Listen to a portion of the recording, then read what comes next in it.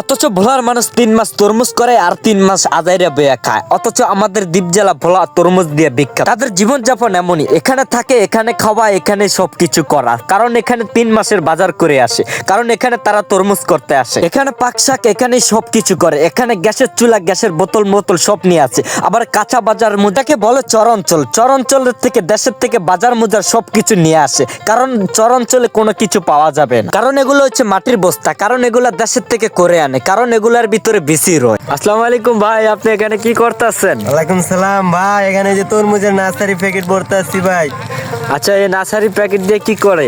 ভাই এগুলা দিয়ে ভাই ওই যে তরমুজের আড়ি আসছে না, এগুলার ভিতরে আড়ি রুম তো, হ্যাঁ। এই জন্য এগুলা ভাজা ইয়া করতে আসছি। পরে এগুলার ভিতরে আড়ি বড় হইব, হইলে আড়ি গাছ হইব, গাছ হওয়ার পরে এগুলা গাছ গুছি রুইতে হইব ভাই, বুঝছেন?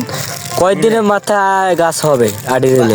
আড়ি রইলে ভাই 15 দিন লাগবে ভাই, 15 দিনের। কারণ এগুলো ভাঁজ করে এমন করে রুইতে হয়, কারণ এগুলার ভিতরে আটি রুবে, আটিটা 15 দিন বাদে উঠবো, 15 দিন বাদে আবার এগুলো জমিনে রুইতে হবে। আজকের ভিডিওটা এই পর্যন্ত, ভালো লাগলে আমার পেজটাকে ফলো করে দিন।